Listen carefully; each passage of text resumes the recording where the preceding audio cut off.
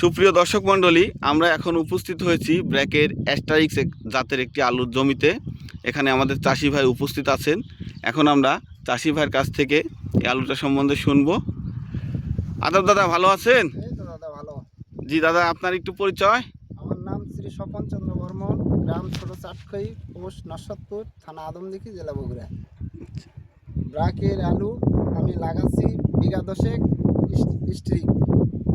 Stick আলু লাগাচ্ছি, ডায়মন্ডও লাগাচ্ছি, দুটা মিলা 10 বিঘা হবে। আর আগামী বছরের থাকা এই বছরও গাছ মোটামুটি ভালোই আছে। আবার আমাদের গ্রামের বা আশেপাশে সব জায়গায় দিছি, সবাই তো বলিচ্ছে না গাছ ভালোই আছে। ফলন আগামী বছর যা পাইছি 100-110 মন, আশা করা যায় ওই রকমই ফলন হবে। 100-110 মণ পেয়েছেন। এটা কতটুকু জমিতে পেয়েছেন? 29 শতকে। 29 শতাংশে বিঘা। 29 শতাংশে বিঘা। ধন্যবাদ দাদাকে। আশা করছি এবছরও আমাদের আলুটা তাদের মন জয় করবে ইনশাল্লাহ। এই যে আপনারা দেখতে পাচ্ছেন।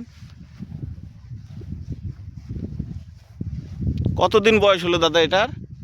এটা ধরেন 50 দিন দাদা বলছে যেটা। এই যে দেখতে পাচ্ছেন, গাছের গ্রোথ খুবই ভালো, কোনো ধরনের রোগ ব্যাধি নাই।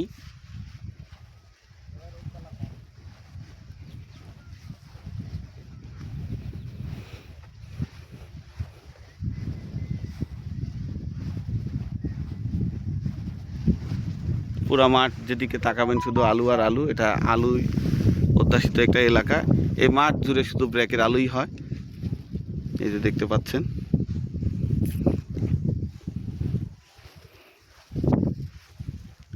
সকলকে ধন্যবাদ জানিয়ে শেষ করছি। পরবর্তীতে এই জমিতেই ফলনের আপডেট দেওয়ার চেষ্টা করব ইনশাল্লাহ। আল্লাহ হাফেজ।